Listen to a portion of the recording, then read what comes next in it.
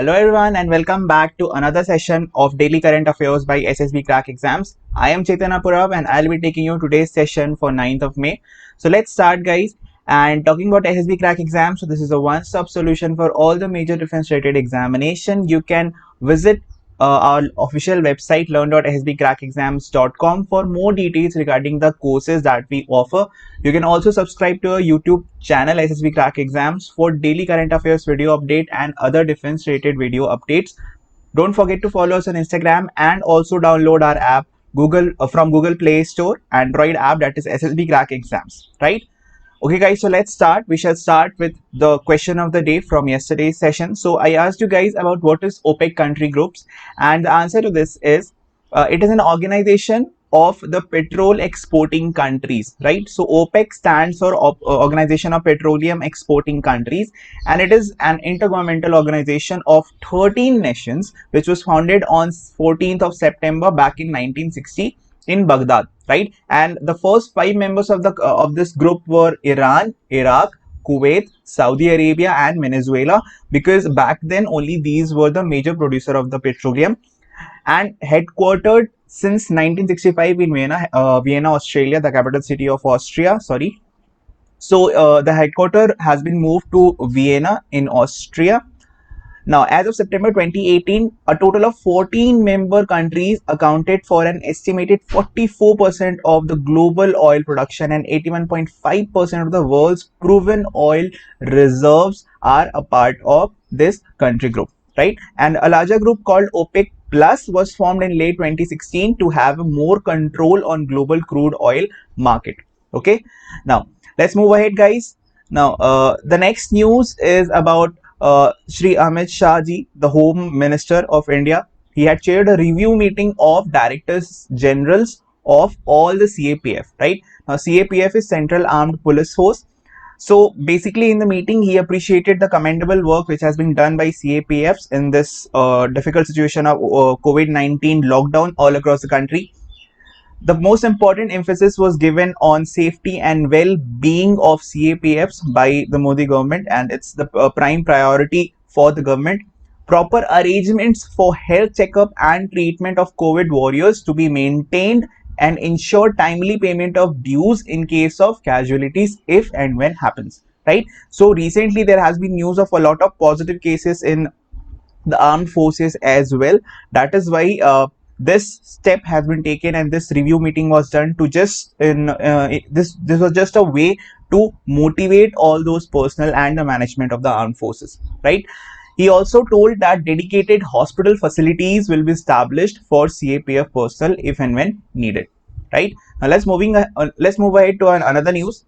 The Government of India and AIIB, which is Asian Infrastructure Investment Bank, has signed an agreement for $500 million for the COVID-19 support for India, right? And this will be done under COVID-19 Emergency Response and Health Systems Preparedness Project, which was launched recently by the Government of India.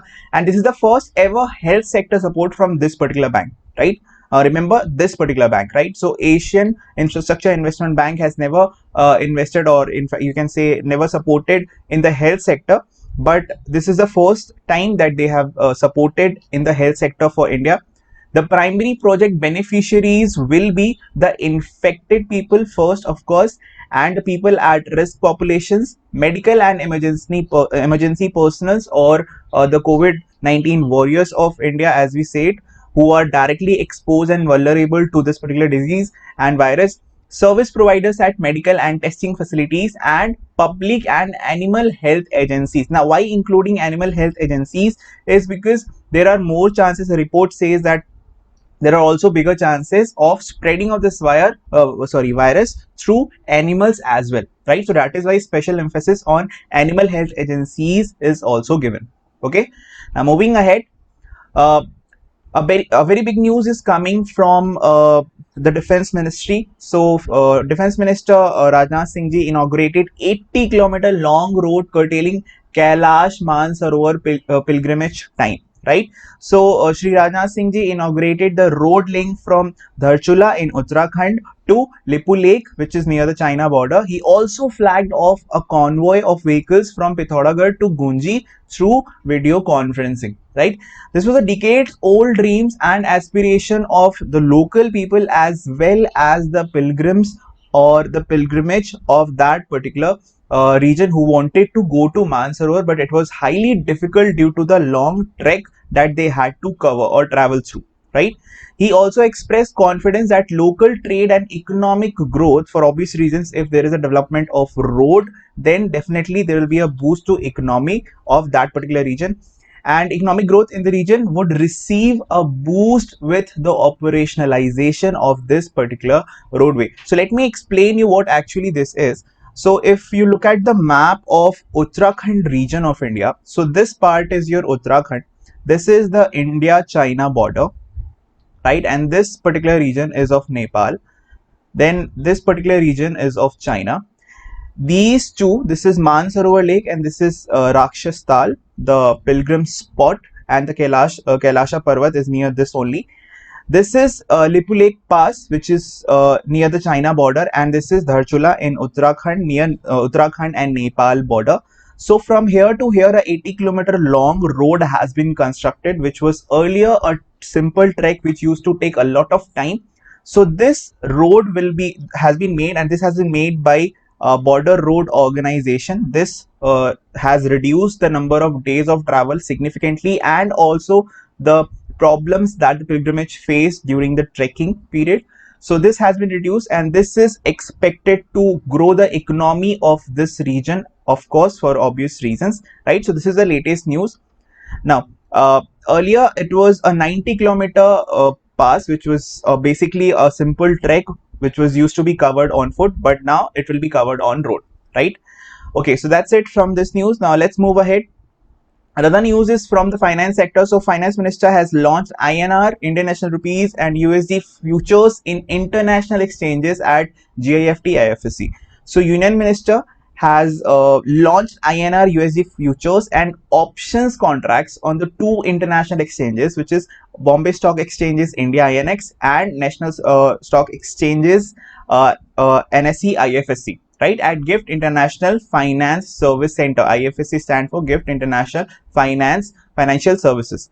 Now, bringing the business to India is clearly beneficial in terms of economic activity and employment gains. This will definitely increase the economic activity in the country, as well as it will also increase the number of jobs available, or employment gains will be observed. The launch of INR USD contracts at the exchanges in GIFT IFSC, this is a step in this direction, in the same direction of increasing the economic activity as well as employment gains. This will be available 22 hours across all the time zones for all global participants from GIFT-IFSC. Now let's move ahead. Another news from CSIR is that it has approved a project to develop human monoclonal antibodies for COVID-19 virus. So CSIR, through its NMITLI program, has approved a project towards development of human monoclonal antibodies, right? And this can neutralize SARS-CoV-2 virus, which is you can say scientific name for COVID-19 virus in patients, right?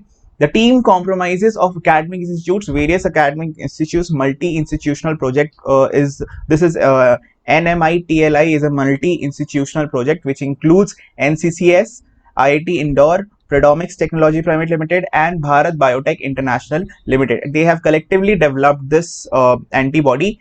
And the project, what was the aim of the project? So the aim of the project was to anticipate future adaptation of the virus and generate this antibody clones which can further neutralize the mutated virus also.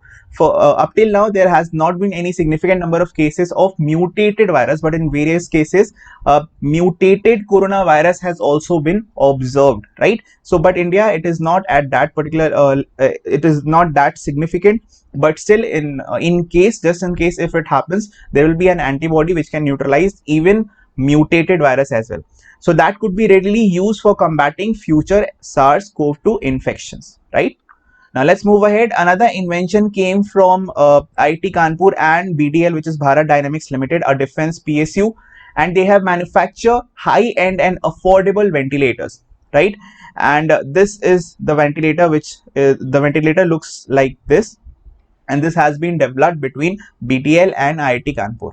Right now, let's end our news with the current COVID-19 status and current update in India. So, as of 9th of May, 8 a.m., the total number of active cases has reached to 39,834. The number of cured has increased to 17,846. The number of deaths is unfortunately 1981, with one migrated case. Now it's quiz time, guys. So let's start with the quiz. The first question is, CSIR has approved a project towards development of human monoclonal antibodies for which of the following diseases recently? So it has started a multi-institutional project, and the disease for which it has made the antibodies is SARS-CoV-19 2, right? So that is coronavirus. Okay. Now moving ahead. The next question is, which of the following international banks has supported the health sector of India for COVID-19 pandemic with US $500 millions, right? So the correct answer for this would be among these four options, and the option for this is Asian Infrastructure Investment Bank. Don't get confused between Asian Infrastructure Investment Bank and Asian Development Bank. Asian Development Bank has supported a lot of time, especially in the health sector, but Asian Infrastructure Investment Bank AIIB has supported first time in the health sector, right? So remember this part, and that is how you will remember the correct answer. So correct answer for this is Asian Infrastructure Investment Bank. The next option question is, road link from Dharchula in Uttarakhand to Lipu Lake in China border, near the China border, which was made recently by BRO, which is Border Road Organizations, will connect to which pilgrimage place? Your options are Kailash-Mansarovar, Vaishno Devi, Kedarnath, right? So the correct answer is, of course, Kailash-Mansarovar. Okay, guys. So that's it from this session. I hope you like the session, and let's end today's session with the question of the day. So guys, you have to know about what is AIIB. We have read about AIIB in today's news, one of the news, that is Asian Infrastructure Investment Bank. So make sure, guys, you learn about this. We'll discuss in brief about what is AIIB in the next session. So till then, thank you, be safe, take care, and Jai Hind.